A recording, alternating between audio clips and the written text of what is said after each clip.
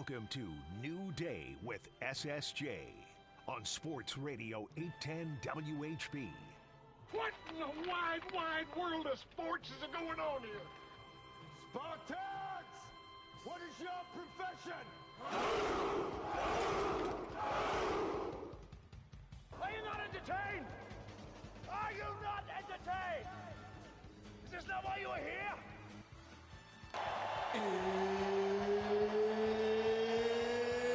It's time!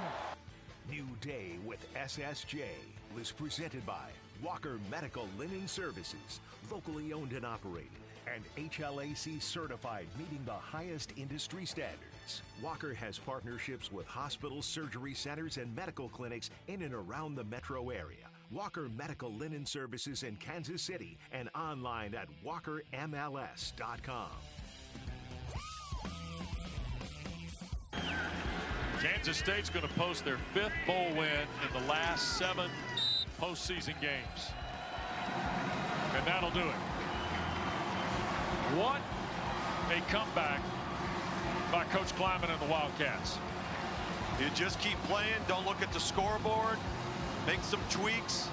Get the ball to the hands of your playmakers. And quite honestly, credit the line of scrimmage for Kansas State on both sides of the ball, because in the second half, they were the difference. They created havoc for Rutgers on offense, and they opened up big run lanes for Dylan Edwards, Joe Jackson, and Avery Johnson on offense.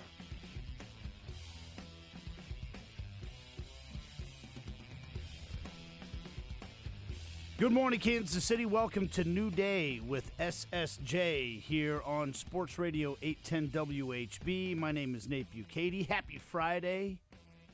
Does it feel like a Friday? I don't know what it feels like. It feels like it feels when you have that holiday in the middle of the week. Yesterday felt like a Monday. But it didn't feel like any particular day to me. It's just kind of limbo. Yeah. A waking dream. Today doesn't feel like a Tuesday or a Friday, but it is. It's a Friday, baby. Weekend is here. It's also weird because I see you, Drake, very well done with the red hat and the Chiefs hat and T-shirt as it's Red Friday. But I was thinking when I got dressed this morning, is it Red Friday when the Chiefs don't play? Because they played on Wednesday. Now they get to sit back and watch everybody else this weekend and next weekend while they already know what their fate is. So, hey, Red Friday. We got a lot of football to talk today on the show, and we'll sprinkle some basketball in as well. Coming up at 6:30, we'll have Stan Weber. He'll be on the phone because he was on the call of what you just heard there, the Rate Bowl between K-State and Rutgers, which turned out to be a barn burner, a shootout. There were a couple of bowl games yesterday that had some great drama to them. Of course, if you were watching on terrestrial television, the K-State game was not on ESPN to start because the Toledo versus Pitt game went all the way to 6 overtimes, which is a bowl record. And then the K-State game. So you could either, if you're in the digital age and just were streaming on ESPN on the app, you could watch, it doesn't matter. There's no channel. But if you're on terrestrial television, you had to start the K-State game on ESPN2, then move over. Or you just listen to it here. It was on Sports Radio 810 WHB, of course. But with that drama of the Pitt-Toledo game that ended up 48-46, K-State got bumped over to ESPN2 for the start, but then, once that was over, they were on ESPN, and at that time, K-State was looking like they were in bad shape. They were down 34-17 in the third quarter. And things were not looking good for K-State, but they fought back. They got a record-setting day from Dylan Edwards, 196 yards rushing and 2 touchdowns. and they came back and won the game 44-41. Didn't need any overtime to get into the 40s for both of those teams. It was an exciting game. It was a fun game to watch. It was everything that the current bowl system gives us.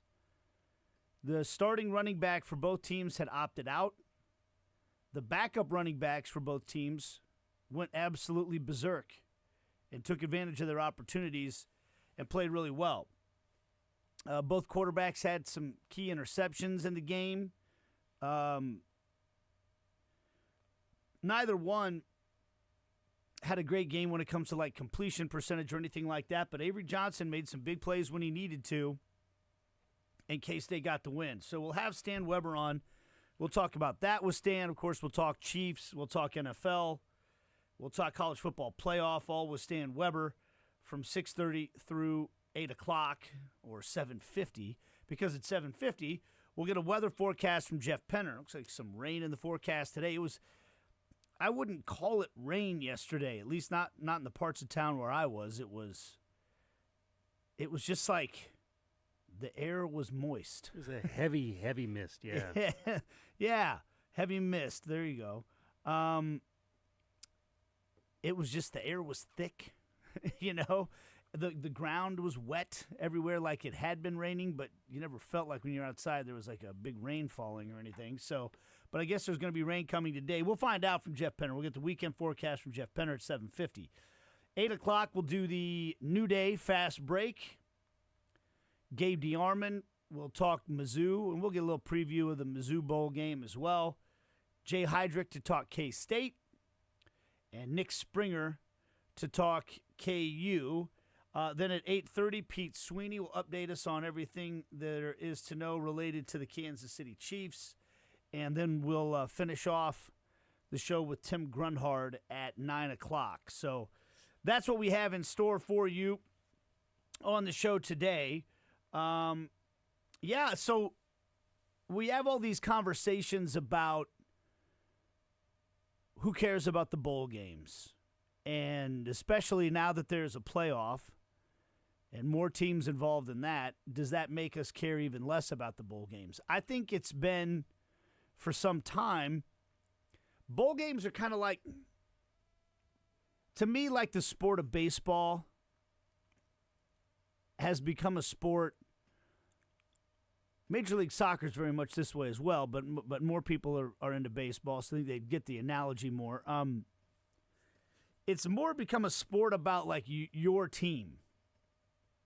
Most people, I think, that are fans of the Kansas City Royals, they follow the Royals, but they're not exactly watching a bunch of games involving other teams, right? Like if you're a Royals fan, you watch the Royals games, you keep track of what they're doing. You might check box scores, things like that, look at the scores of other games, but how often are you sitting down and watching a Cincinnati Reds game when you're a Royals fan, right? Like it's a very much a follow your team type of sport. Very hard at this point in my life to convince me to sit down and watch a baseball game that doesn't involve the Kansas City Royals. Back in the day when I was a kid, there was a game of the week. You know, you got like one chance to see other teams than your team, and that made it intriguing. That made it interesting. Now we're flooded with there's game. You can watch any game you want, anytime you want. So I think it's kind of made it more so that you follow your team. And I feel like bowl games are kind of like that. Like when they say, nobody's watching these bowl games. Well, the fans of the two schools are probably watching, even if they're not traveling like crazy to the game. The fans are, if you're a fan of your school, you're watching your bowl game. You might not be hanging on the edge of your seat. You know, you might not be punching a hole in the wall if your team loses, but you're watching the game and you want the team to win. But there's this conversation about who cares about these bowl games. Yesterday, you had more fun watching the bowl games than you did that NFL game. I mean, you know, these are the scores from the bowl games, the 3 bowl games yesterday. Pitt-Toledo go to 6 overtimes. 48-46, Toledo wins. Kansas State, as we just mentioned, had a big comeback. And the final score of that game was 44-41 with explosive plays. There were some massive hard hits in the game. There actually was some defense played despite the score. And the game went down to the last possession. And then Arkansas State in Bowling Green was 38-31.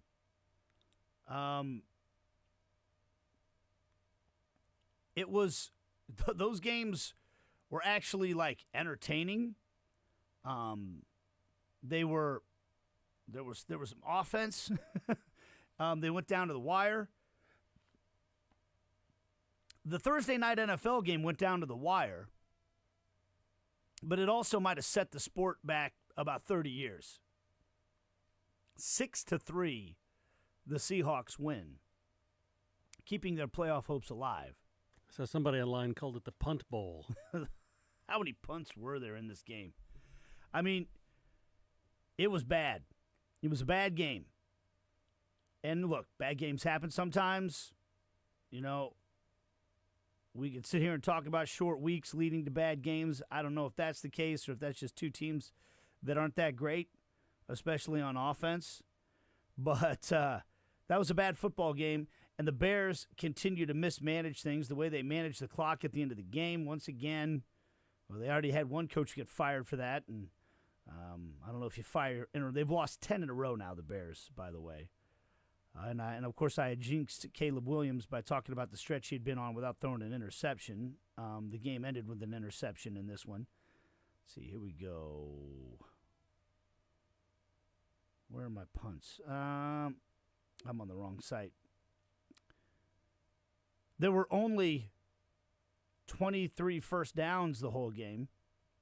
The Seahawks posted 265 yards of offense. The Bears posted 179 yards of offense.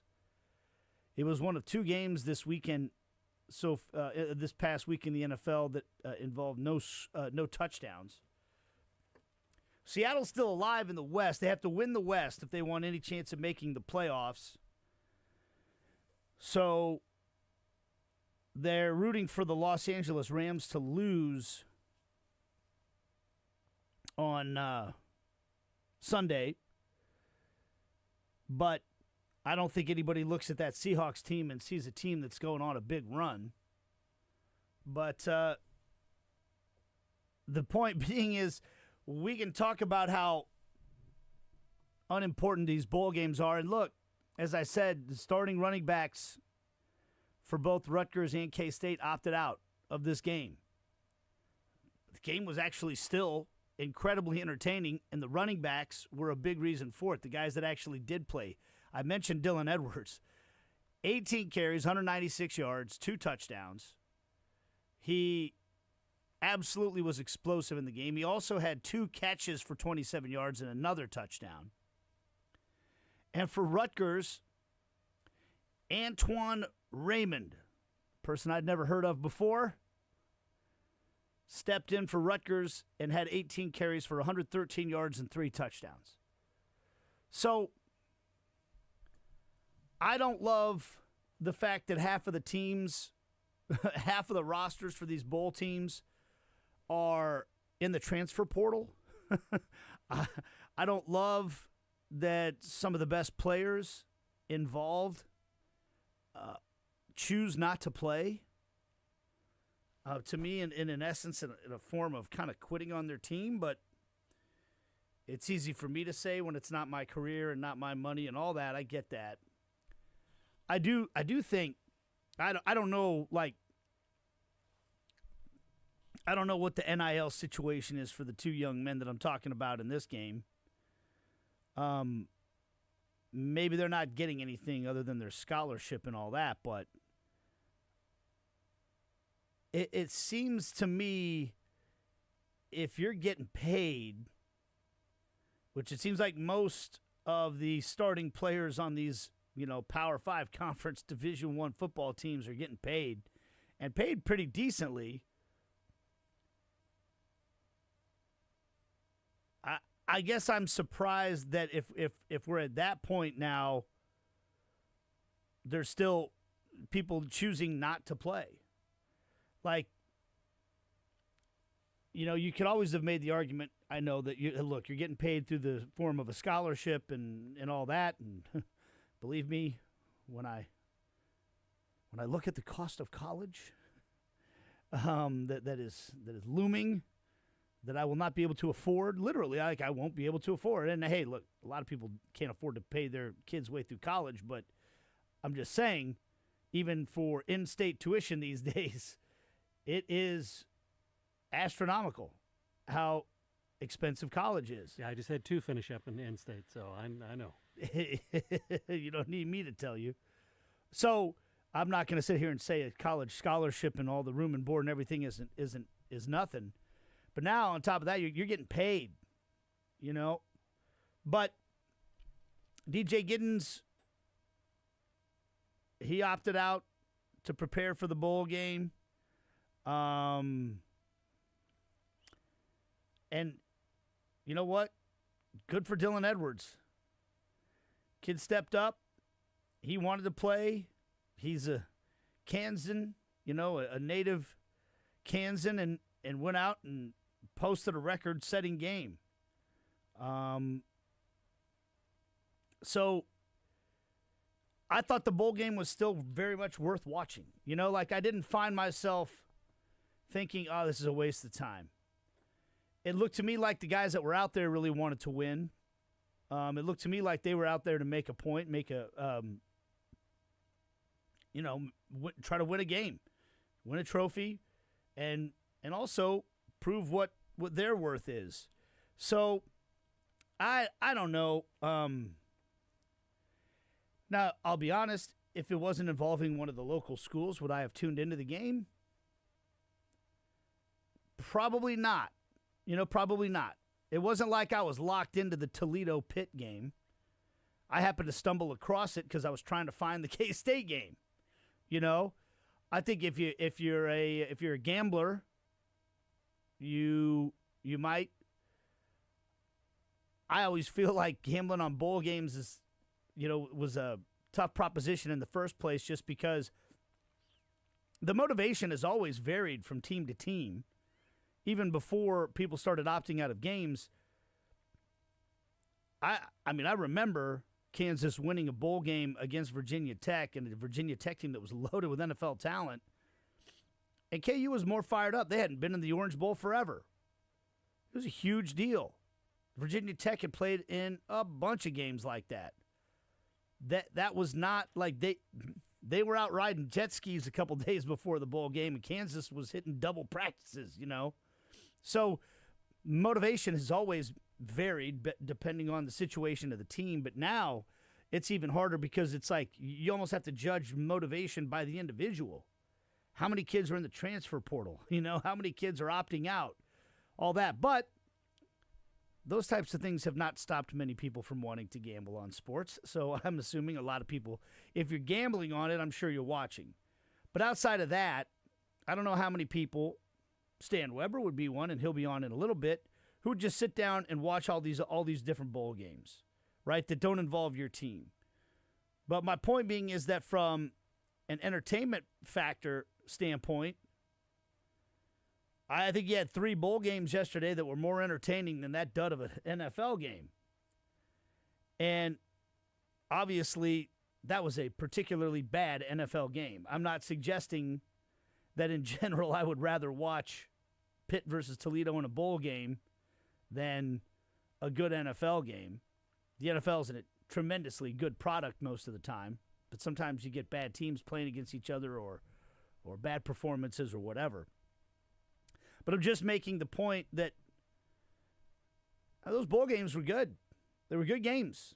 They were fun games to watch. And so I don't personally think that like we're going to see the death of bowl games because of this college football playoff.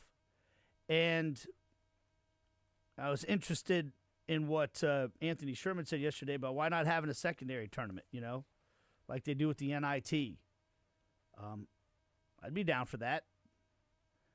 All of a sudden those bowl games have stakes that are a little higher. I'd be interested in watching that. But then you could set up relegation and move in and out of the Power Four. Promotion relegation. Now we're talking. See, Drake, now you're talking my language. I figured. Oh. But I'm going to be interested to see if the NIL deals start getting written where you get a specific amount for the regular season and a decent amount of your NIL money is only if you participate in the postseason. That's a great question. I mean, it's a great point. It does feel like at some point they're going to have to come up with some set of rules. Some set of agreed upon principles to how this thing's going to be managed. People talk about a collective bargaining agreement and all that. I don't know how that happens when you've got all these different sports that are different revenue levels and all that. But maybe you put something in a contract that it's like, hey, you get twice as much NIL money if you. And I don't know, you're not going to give them that much for playing in a bowl game. Maybe the team's like, hey, game checks. It's they get paid per game. I mean, that's how it works in the NFL, right? You get paid per game, So, maybe that's it. And maybe for some guys, it's like, you know what? I'll forego my last check. I don't want to it's not worth getting paid whatever the game check is to play in a bowl game when I got the draft right around the corner. The risk of getting injured when I got millions and millions standing on the line, it's not worth it. And I guess at that point, I don't know how fans feel about their players opting out right now anyways. Maybe they don't care. Maybe they do.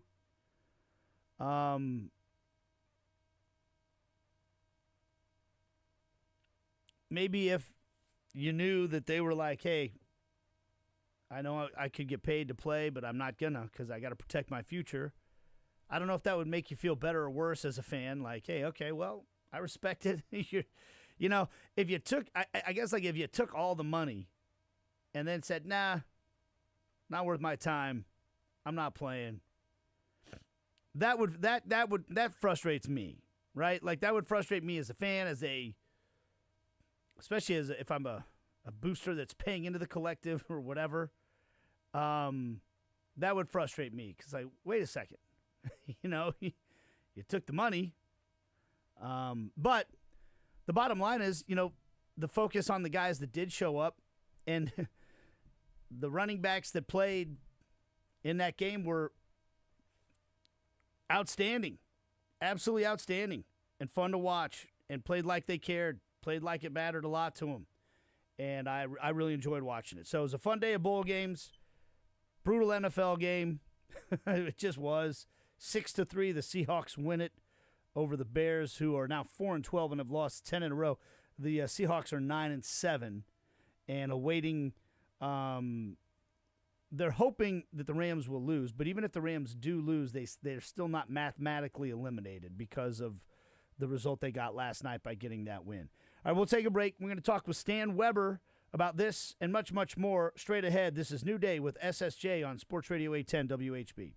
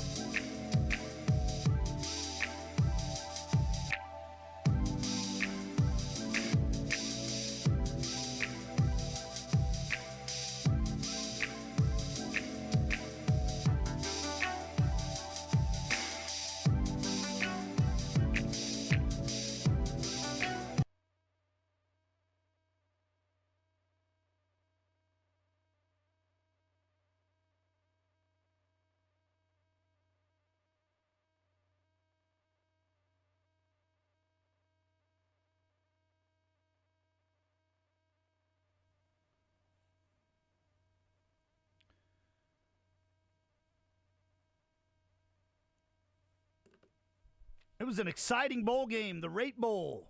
K-State with a big comeback win, and a man who was there on the scene, Stan Weber, joins us. Good morning, Stan. How are you?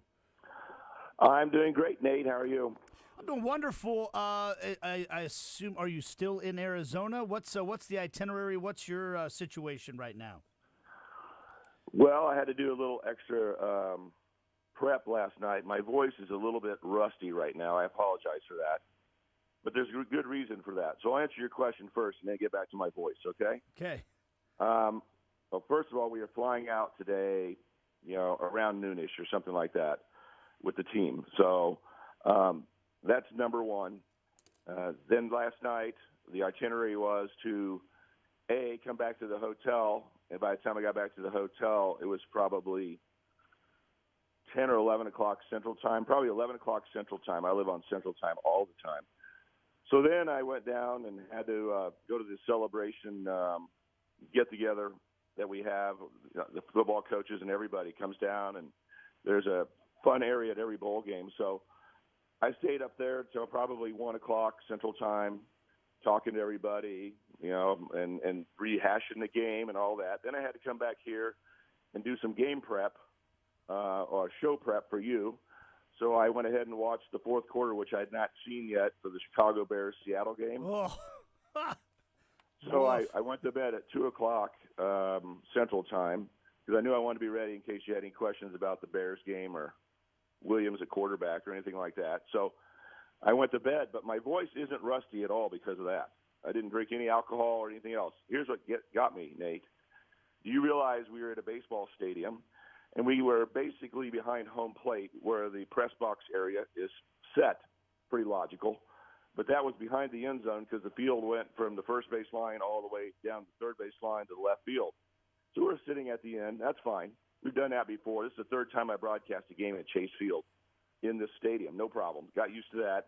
Knew how to look at the monitors, look at the field, have binoculars. But what I've never planned for before is they set the K-State band right underneath us. Oh, I should have reached out. If I had a long arm, I would have tapped the band members on the head. Okay? Now, I'm not that close to the band to realize that every second of the game that isn't legally set where they have to be quiet, there's rules. They cannot play while the play is about ready to start until the play ends. Okay? Right. They can't do it. Perfectly quiet, very respectful, follow the rules, guys and ladies. Okay? No problem. But guess what, Nate? There's a rhythm to a broadcast that you probably heard about. But the play-by-play guy, I know where you're going with this. Wyatt Thompson calls the play. Well, that's good, And usually it was a Dylan Edwards, 35-yard run, down to the Rutgers 17-yard line. And as soon as he goes out of bounds and Wyatt says, down there, the band strikes up the music. Full blast and loud. And it doesn't matter if they lost 7 yards or the other team got 20 yards. This group is so enthusiastic. I didn't know this because I've been doing this broadcast for 468 straight games, 38 years for K-State football. I've never sat this close to the band. So I'm not an expert on this, okay? But these guys deserve a lot of credit because as soon as any play ended, all game long, they blast out the music. Now it's time for me to talk. Well, I feel like I am a quarterback trying to run a play at Arrowhead Stadium for the opponent. It is so loud. I am screaming. And we can't use silent signals when we're broadcasting, okay? You can do that in the NFL if you're playing the Chiefs. Like I could raise my leg up, and then the center can look back and snap me the ball. Nope, I got to talk. I am yelling the whole game, hoping that someone heard me. It may be that no one ever heard me speak the whole game. I'm not sure. I'd have to go back and listen to the tape. But even in pregame, 2 hours before I come on after Matt Walters does a quick hit, go to break, I come back and do a segment or two with him. They were playing even during that segment. So there wasn't a second in the game. I just wish you'd start yelling at me right now like I'm in Arrowhead. I don't know how can I possibly be talking and actually hear myself? So I apologize for my voice. Can you imagine? You know what I'm talking about? Oh, yeah. Yelling for 4 hours. As soon as you said, you pointed out like the fact that the band plays when That's exactly when the analyst is doing the talking. For some reason, the memory that I have of that is when Kansas played against when Kansas played in the bowl game. I was a sideline reporter then. For whatever reason, that year Fox had done the game. That was their cutaway shot after almost every play was either the Virginia Tech band or the Kansas band. I don't know if they just didn't have enough cameras to get other shots. I know. That was the worst broadcast ever. That's TV. Yeah. I do remember that. It was one of the greatest days in KU football, winning an Orange Bowl. And we're sitting at home watching it, and why is there just a set camera with no one holding it or moving? Yeah, just showing that band again. That's all it was. That was the only thing they ever showed, other than the plays themselves. And it was like one of those things that made me realize, man, that band plays after they play every play. they do. And I had the same takeaway that you just had, which is, I have never given the people in the band enough credit. They got to be exhausted by the end of a college football game lasting 4 hours. Well, hey, Stan, listen. First of all, thank you very much for getting up this early. I know it's very early in your. Are you in? Is it Mountain Time? Mountain Time now. Time. Okay. Yeah, it is. But you're up this. You guys get up this early all the time, and to me, it's normal. It's 6:30 Central Time or past now. So yeah, hey, it's no problem at all. A joy to be on to you. The greatest thing is remembering that it's Friday. Okay. Yeah. That is really well done. Because when you have Christmas on Wednesday, which turned into Sunday because the Chiefs played, right? I mean, that felt like Sunday. And then I flew out here that night. I didn't come with the team on the 23rd. Nada had an alternative schedule. And I came out here that night and then came in and got ready for a game the next day. Who knows what day that is? It feels like Saturday, I guess, but who does not feel like this morning's Friday until I hear your voice. Would Drake call me and said, it's time to roll Friday morning? I go, I'm back in rhythm now. I know exactly where we are, but it took a little while to try to catch the days and what's going on. And in a current events deal, I don't know if you heard about it, but I landed on December 25th, Christmas night, with a bunch of Chiefs fans flying from Kansas City down to Phoenix, a number of K-State fans, and some of them were both, right? They had their Chiefs gear on and were yelling, "Go Cats" to me as we're walking down the aisle. Others had their K-State gear on, ready to roll. Others golf gear saying, hey, I'm rooting for K-State and the Chiefs, but I'm coming down here because it's time to golf, getting away from town a little bit. Christmas is over. So I did all those things, got over to the hotel, which is about 30 minutes outside the Phoenix airport. And when I got here, settled in for a quick second, turned on the TV, the nightly news was on. They go, there are all kinds of police cars and fire trucks at Terminal 4 at the Phoenix airport. We're not sure what's wrong yet. We have not got any reports. And I go, oh, wait a second. I was just there. Now, when it's all said and done, later I found out 4 people were shot in a dispute. Everybody knew each other. So it's outside the security area. I hope I don't say this wrong. Outside the security area, people who knew each other were eating, got mad at each other for some reason, and started shooting each other, I guess. 4 people got shot. Man. But where they were shutting it down and where I saw the police cars and all of that before I knew what was going on, it was so wild to go, oh, wait, I was just there. Not with the team, not out on the tarmac like we get treated with royalty, right? Nate, you remember, like we go straight out to the plane. We don't have to go through the airport security. We do security differently, everything else. But this time it was me by myself walking and standing out there waiting for an Uber right there where I saw those police cars. Like 45 minutes later, I was going, wow, that is crazy. So little real world stuff here that I'm not used to. But when all said and done, it's another bowl game. It was great excitement. And Nate, this Rutgers team coached by Greg Schiano, he's the real deal. He grew up under Joe Paterno, one of the guys that taught him, and he said that he took the blueprint that Joe Paterno had for bowl games. Now, Joe Paterno was a great coach at Penn State, but one of the things that people may not realize, is that he was a master at getting his team ready and winning bowl games. Because it's always weird. The season ends in November, and then you got to wait a month to play. How do you keep your team ready and play a whole month later and kind of shut things down for a while and gear back up? Well, Joe Paterno knew how to do it, and Greg Schiano followed his game plan. And when he did that, he had a 6-2 record in bowl games. 6-2. You should be around 500 because you're playing equal teams in bowl games all the time. He's 6-2 in those games. He beat K-State 37-10 the other time we played Rutgers, back when Ron Prince was the coach in Houston. And here we go. And I was talking to the coaches, and I said, I may be wrong when I watch every bit of tape of Rutgers. I get a feel for what they are. But then I put on about 20% excellence because I just expect Greg Schiano to get things done and be unbelievable in a bowl game, to be physical and tough and focused and all those things. And that's exactly what we got in this game. I mean, Rutgers played their best game of the year. They were excellent coming out, and just like what he had done before. What's interesting was I said a team has a break, a long distance between their last game that they have to play hard or win, and then wait almost a month before they have to play the bigger games or game. That's college football, has been forever. This reminded me, that's the Kansas City Chiefs right now.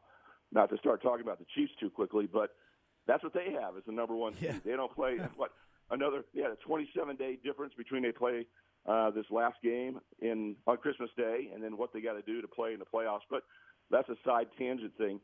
You saw the best of Rutgers, and they had K-State down 34-17 with less than 5 minutes left in the third quarter, had the football and all the momentum, and K-State turned it around and got after it and won the game. So the biggest comeback in K-State history in a bowl game, obviously just an amazing game, and a couple of Kansas kids, a quarterback and running back, working together just like they did when they were kids. Avery Johnson's dad was a football coach who loved youth football back in Wichita, Kansas. And the star player was obviously his son, Avery. That's a pretty good place to start, right, Nate? Mm-hmm. Kind of like being a Bucati family game or something when you get the locals together and play some soccer. Avery Johnson's your quarterback. And, oh, by the way, one of his buddies, Dylan Edwards, the running back for that team in Wichita. How would you like to play those guys in youth football? So a couple of Kansas kids show out, play unbelievable football. And Avery Johnson, who threw an interception and started things going the wrong way, comes back and throws 3 touchdown passes in a bowl game and ends up with the most touchdown passes in K-State history for a season. He ended up with 25 touchdown passes to be the most in K-State history. And Dylan Edwards went off on a day where K-State had their biggest comeback. He had the most rushing yards ever in a bowl game for the Wildcats, 196. K-State ran for 347 yards, most ever in a bowl game. And they put up 542 yards of total offense, which is also the most ever in a K-State bowl game while scoring 44. So wild and crazy. I'm sure it was fun to watch for neutral fans. But for K-State fans, they probably had a heart attack before it all turned around and the Wildcats finally won. I was saying before you came on the show, Stan, and we're going to take a break. We'll get into the game itself, some of the nuts and bolts of the game, and I really want to talk about Avery Johnson as well because I think fascinating game on his perspective, which you just touched on. But the 3 bowl games yesterday were more entertaining than the NFL game, and it wasn't close. And the K-State game was wildly entertaining. It had touchdowns. It had big plays. It had big plays on defense, even despite the high score. And it had a big comeback and it went down to the wire. It was very entertaining. We'll talk more about it with Stan Weber, who's getting up nice and early with us from Phoenix, where K-State won a bowl game last night. Back after this on New Day with SSJ.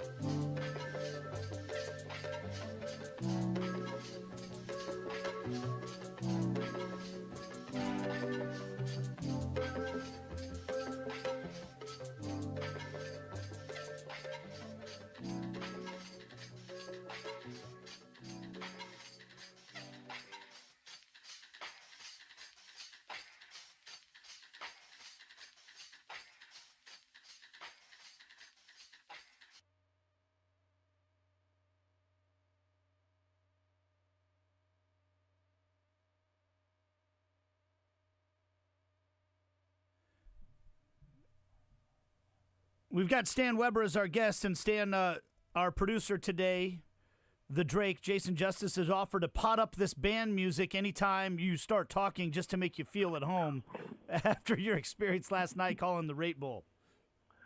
Wow, I'm like Pavlov's dog. I'm about ready to have a reaction here or something. That's amazing. It is. Just think about that like 5 times louder right now and see if you can hear me. Yeah, this would be very good for the next hour or so. It would make me feel right at home, a different guy. So, yeah, you mentioned that the college games were so good, and I thought about that because this is not the championship games, on New Year's Day, Nate. Right. These are just some bowl games lined up, and how much better and more fun were these games to watch, off the charts good, compared to all the money Netflix paid to watch the Chiefs just bury the Pittsburgh Steelers until you saw the Ravens even more separate from the Texans. Usually the NFL, you can count on close games. Think what Netflix was thinking yesterday as ESPN was rolling in these incredible game after game. So much fun to watch as a neutral fan. Everything you could ever want, the excitement level off the charts, close games, and Netflix paid all that money for those NFL games. It's just crazy because the first game yesterday I had an unbelievable interest in because it wasn't just a great football game with a MAC team stepping up and trying to play an ACC Power 4 team in Pitt. That was Toledo, where my son's a special teams coordinator. So, and I know his kicker is a freshman who's working hard, getting better, but for him to knock through a 51-yarder is like a miracle, okay, to tie the game. And then after that, 6 overtimes later, Toledo gets the win. So congratulations, Stanton. He's actually sleeping right now in Kansas City. He made it home last night, our home. It's not his home. He and his wife they flew out of Detroit, and they made it back. I assume they got out. Maybe they didn't. I haven't confirmed that because the game lasted so long. But anyway, they win that game. They beat Mississippi State on the road this year, and they won their other game against the Power 4 Pitt. So that's a pretty good deal for a team that was disappointed winning 8 games. And the K-State game was off the charts. So I know you're going to talk about that. But that was even more funny that my family – I saw a picture of my daughter with their son-in-law, with my son-in-law, 3 grandchildren, and a total of about 20 people watching the game together, a big picture of them all together.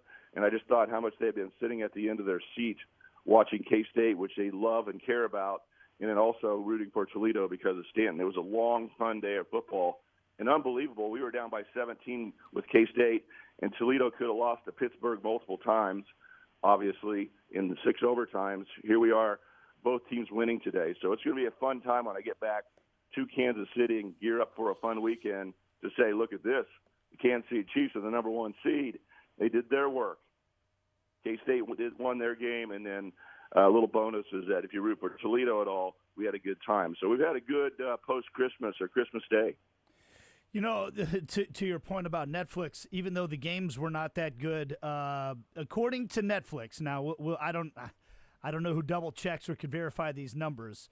They had 24.1 million people watching the Chiefs-Steelers game and 24.3 million watching the Ravens-Texans game. The most streamed NFL games in history, whatever that means, since there hasn't been streaming for that long. But I think they're doing just fine with their investment if those are really the numbers that they got. People watch the NFL no matter what, Stan. We know that. But, hey, we'll get to the NFL in a minute. I want to talk about Avery Johnson because I thought you touched on it a little bit, the performance that he had. I listened. Actually, I had a chance. I was driving around running some errands, so for part of the game I was listening to you guys on your radio broadcast with Wyatt and Matt, and it seemed like a very mixed bag. But first of all, the fact that he's the record holder for touchdown passes at K-State surprised me, not as any disrespect to Avery Johnson, but because of the list of great quarterbacks that have been at K-State, yourself included, over all the years. And I think of Avery Johnson more running than throwing, and so just the idea that he has set that record, that surprised me a little bit. But in this game, there were a few times you guys pointed out he had a chance to hit some deep shots that just were off a tick, maybe overthrown by a yard or two. He had a big interception in the game. And at that time, it felt to me like, oh, he's having a rough game, and, he's just a young guy. He's going to get better and better, all that. But then as the game went on in that fourth quarter and the comeback happened, he was out there making plays that the team needed to win, and he is just a sophomore, and you feel like those little – boy, if all of a sudden he connects on a couple of those long passes, then we're talking about an incredible game. And if he's already a record setter as just a sophomore, what was your takeaway from the performance that he had overall, and how much – I mean, I almost feel like you're probably daydreaming that, man, he already won this bowl game for us or helped us win this bowl game, and there's even more to come. How would you sum it up in terms of what you saw, the good and the bad and everything from Avery in that game? Well, it's very interesting. There's a lot of points there, and there's something I want to point out to people who've monitored the K-State season and some of the people thinking about the Wildcats. Obviously, my great friend and a guy that I've been around a long time, Colin Klein, is no longer the offensive coordinator for K-State. Connor Riley, who was the offensive line coach for K-State and worked very closely with Colin Klein, became the coordinator this year. And so you go in this year with an offensive line coach as your coordinator rather than an old quarterback. Okay, what does that make you lean your mind toward? He likes those big boys up front. Mm-hmm. He likes to run the football. K-State loves to be a physical football team. So you get in your mind, let's get ready for that running game, right? Then you finish off Avery Johnson's season last year, and you say, oh, my, did you see that Texas Tech game where he just went crazy and 5 rushing touchdowns, was unstoppable, and didn't throw the ball that much? And you look back to last year and you go, Avery Johnson's the fastest player on K-State's team. He can really run. So, man, he is going to add to the running game. But what's K-State's passing game going to be like? Remember, Nate, that has been a mindset that makes a lot of sense all year long. And it even permeates maybe through this point of the year in a lot of people's mind, because Avery is unbelievable when he gets a chance to run, and he ran less when he got hit in Colorado. If you remember that game, that one of the biggest wins K-State had was on the road against Deion Sanders' team. They beat Colorado, and Avery got hurt and was out for a series, and Taquan Roberson came in and finished off a long drive for K-State to win. Avery came back, but he didn't run the ball as much. And everyone's thinking, well, what about Avery in the running game? But still, that's where you'd want to lead. Well, here's an interesting thing I want to point out. When the season's all said and done, Nate, something that I track is that, do you realize that I think it might have been on your broadcast on Sports Radio 810. I can't remember if you were there or not, Nate. I don't want to disrespect you if you weren't, okay? But on the morning show on Sports Radio 810, I mentioned before the season started that Avery Johnson is a passing quarterback. He can run, but he's a passing quarterback. And someone who really knows about Avery, works with Avery, and is a quarterback guru in town, high school coach, etc., text me while I'm on the show. And after the show, I don't have my phone with me in there with you. Afterwards, I get my phone, and he goes, you're the first person to say that Avery Johnson's a passing quarterback. And he said, you're right. Well, now we look at the end of the year. Think about this, Nate, what Avery did as a passing quarterback. K-State threw the ball on 45% of all plays this year. That includes in college football. If he happened to scramble, it was a pass play called, and he turned it into a run. Officially, it's just a run, right? It's not like the NFL. Mm-hmm. It's just the NFL has different rules. If you get sacked, it's not a run. If you get positive yardage, it's a run. In college, you get sacked, it's a run. At the end of the day, K-State threw the football 45% of the time this year on offense. Well, that is the highest percentage of passing the football by a Wildcat football team till all the way back to 2014, where they threw it 47% of the time. That was Jake Waters to Tyler Lockett. That was a pretty good little combo, and K-State was a really good passing team. The point is, K-State didn't just turn around and hand off to DJ Giddens right, DJ Giddens left, who had a great year. K-State was more of a passing team than they've been in a long time. And Avery Johnson stood up and played all year long And you think about being there every game. So with Avery, you're looking at a thinner guy, right? Yeah. A little bit like Lamar Jackson. I think he plays a little bit like Lamar Jackson of the Baltimore Ravens in that he's hard to touch. He's almost impossible to sack. K-State rarely got sacked all year long because he would scramble away. He might throw it away. He might run, but he didn't take a sack. Only 11 sacks all year long. Before the game, I guess he got sacked once. So 12 sacks all year long.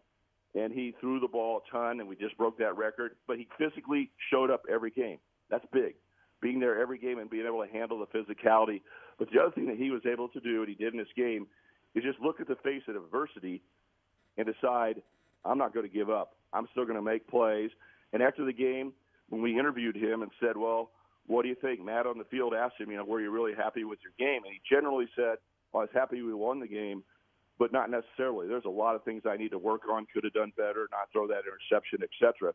So there's a little bit more right there in front of his face, and yet he produced at a high level, not leaning on the running game. It wasn't his feature thing to do. He wasn't looking to run that much, and when it was all said and done, he ran for over 600 yards this season. So he did a lot of good things. And what's interesting is, here's the big thing. In 2011, if you think back to K-State football, you may not remember 2011, Nate, but 2012 you do remember, with Colin Klein almost winning the Heisman Trophy, K-State starting the year 10-0, playing Oregon in the Fiesta Bowl after an unbelievable season where at one point they were ranked number 1 in the country. You remember all of that, right? Yeah, of course. 2011 was a precursor to that. In 2011, K-State had 4 games that they trailed in the fourth quarter that they came back and won 4 times. Think about beating Miami of Florida at Miami of Florida. Think about beating Texas A&M in multiple overtimes in a classic game in Bill Snyder Family Stadium. Everyone said that Colin Klein, oh my, this kid just refuses to lose. His elbows were bleeding. Back then, remember elbows bleeding? That was Colin Klein's deal. You'd know about it. He was out there fighting, clawing, and K-State won 4 games when they're behind in the fourth quarter and said, we're ready, we're good, we're tough. But they weren't refined like they were the next year when they all came back, and Colin got better. And the next year, K-State was right on fire in 2012. Well, you know what this season ended up with? After that win and that comeback, 4 times, just like 2011, K-State trailed in the fourth quarter, and Avery Johnson brought him back and won. Think about that. Think about the Colorado touchdown pass. Think about the 75-yard drive against Colorado after Shadur Sanders put on a show. K-State was ahead by 14, 21-7, and Colorado came all the way back at home and got ahead of K-State. And Avery had to go out there and win the game on a drive. So here we go. I don't know. I don't want to get too excited, Nate, but there's a little bit of the same feeling that this team, which is basically coming back, and a quarterback who's about ready to take another step of excellence, but the toughness he showed with his teammates, with a lot of guys that are going to be coming back, and a receiving core that's getting better, with some young players that he's getting more connection with, an unbelievable tight end core, a group of women that are going to be back. A number of those guys will be back. I'm not predicting next year yet, but when the game ended, I go, oh, my gosh, I know 11 was the last time we had 4 wins trailing in the fourth quarter. We just did it again and did it in spades against a good Rutgers team. Not good all year. I'm not talking about Rutgers being great. I'm talking the bowl version of Rutgers that did look great. And K-State overcome a 34-17 deficit and win. So I think it's a big point here to say, when you think about Avery, he threw the ball a lot. He's a passing quarterback. When is he going to run the football? How is he going to put that in there? It's a question for everyone, right? You think about Lamar Jackson. How often should he run? The defense is nervous that he'll run any play, right? I mean, they're scared to death. But Lamar doesn't always run. He'll scramble around, and he'll throw the ball out of bounds. And you go, okay, well, I'm not sure why he didn't just run. And then he'll, complete a pass or incomplete. And that's really what K-State fans saw with Avery. There are moments where you're going, what just happened? Why did you just throw the ball away on that time? Why didn't you run? You're so fast. You can run. Finding that niche of where he did it. What was cool is K-State was trying to run out the clock at the end of the game. And from the Rutgers 42-yard line, they had 3rd and 5. And for the first time all year, they just ran quarterback off tackle like Colin Klein used to. And he got a first down running with physicality. So Avery Johnson finding that niche of how often he wants to run but still stay healthy and add to his passing capabilities. But what happens if he adds to his passing capabilities? I think he'll grow and become an even better passer. So, yeah, being tough, winning those games was important. It's part of his growth. And at the end of the day, the physicality of college football is crazy, right? I mean, to think that this guy who's going to get bigger and stronger by next year and adapt and get better made it all the way through. He was a starter in every game. That's big time, to not miss any games and still run the ball when you need to, take the hits, come back. At the end of the day, I think what you're seeing is that Avery Johnson is going to be a lot better next year. It was pretty darn good this year as well. It's great stuff from Stan Weber. We're going to take a break. We've got Stan for another hour, so don't go anywhere. This is New Day with SSJ.